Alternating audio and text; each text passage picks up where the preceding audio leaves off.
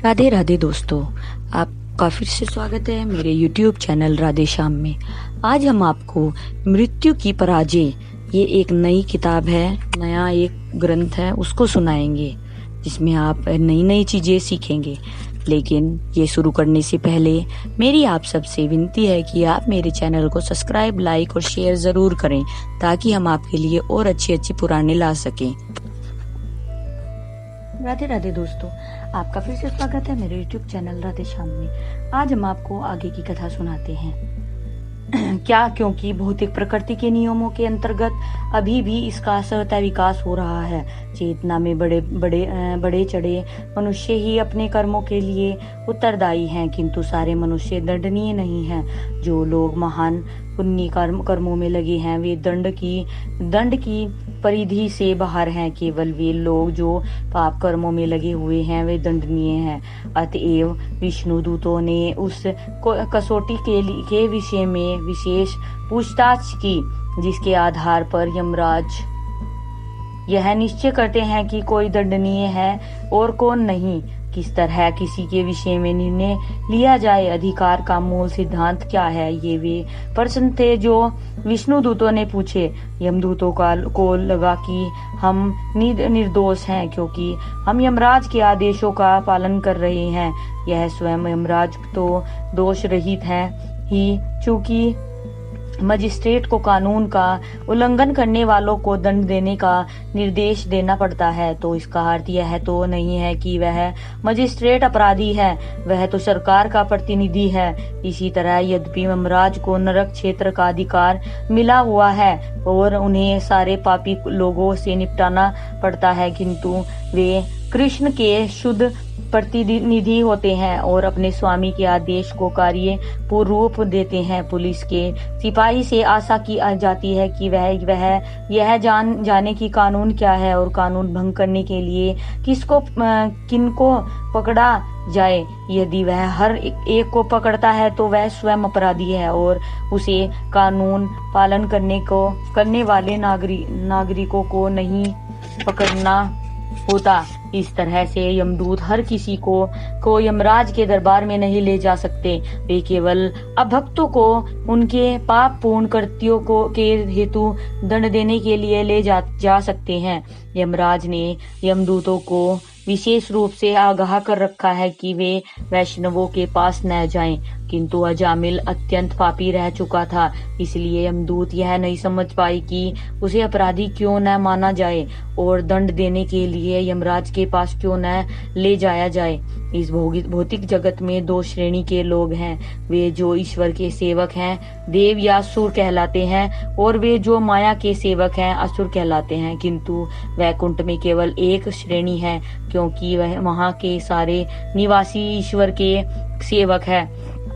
इसलिए वैकुंठ को परम या सर्वश्रेष्ठ कहा जाता है। वैकुंठ में कोई मतभेद नहीं है, क्योंकि केंद्र बिंदु तो कृष्ण या ईश्वर रहता है और वहाँ हर व्यक्ति प्रेमवश उनकी सेवा में लगा रहता है। वह वेतन भोगी सेवक नहीं होता। वेतन भोगी सेवक जितना धन पाएगा उसी के अनुसार सेवा करेगा, किंतु वैकुंठ लोक में वेतन भोगी सेवक होने का प्रश्न ही नहीं उठता। हर व्यक्ति मुक्त है और हर व्यक्ति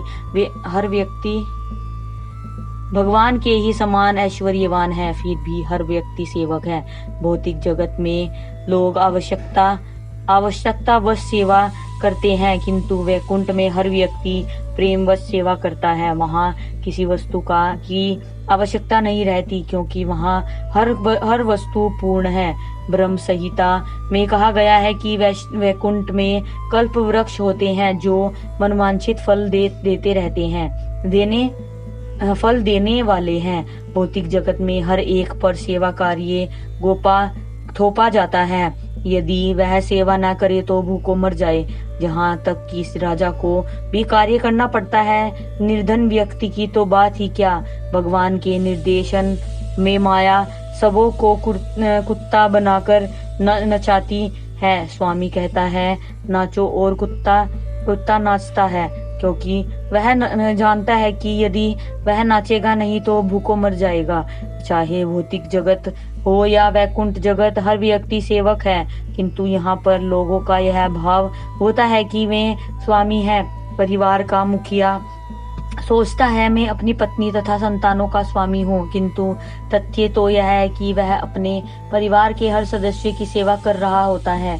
राज्य का कार्यकारी अधिकारी सोचता है कि मैं राजा हूँ या मैं राष्ट्रपति हूँ, किंतु वास्तव में वह नागरिकों का सेवक होता है। सेवकाई का उसका पद है, और यदि वह नागरिकों की सेवाओं में अनुरूप सेवा नहीं करता तो उसे पद से हटा दिया जाएगा, या वह फिर से चुनाव नहीं जीत सकेगा। भौतिक जगत में हर व्यक्ति सर्वसर्वा बनना चाहता है, अतः हर स्तर पर प्रतिस्पर्धा है, चाहे आत्मघोषित ईश्वर हो, चाहे राज्य के अध्यक्ष हो, मित्र हो या परिवार के सदस्य हो। स्वामी बनने की इस मायावी प्रतिस्पर्धा में हर व्यक्ति असफल होता है। महात्मा गांधी का आदर भारत के पिता के रूप में किया जाता है, किंतु आखिरकार वे एक सेवक थे, और जब एक व्यक्ति को उसकी सेवा अच्छी नहीं लगी तो वे मार डाले गए। इसी तरह राष्ट्रपति कैनेडी अत्यंत लोकप्रिय राष्ट्रपति थे, किंतु किसी को उनकी सेवा में कुछ त्रुटि दिखी तो वे भी मार डाले गए। वास्तव में यहाँ कोई भी स्वामी नहीं है, हर व्यक्ति या तो माया का सेवक है या ईश्वर का सेवक है।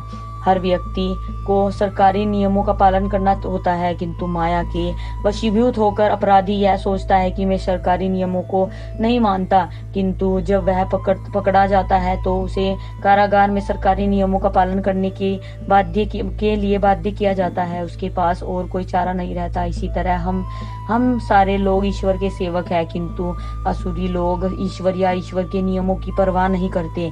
ये धूर्त सोचते हैं कि ईश्वर नहीं है, या कि हर व्यक्ति ईश्वर है, अथवा वे स्वयं ईश्वर है, किंतु ऐसे ईश्वरों को भी जन्म, मृत्यु, रोग और बुढ़ापे के रूप में ईश्वर के नियमों का पालन करना पड़ता है।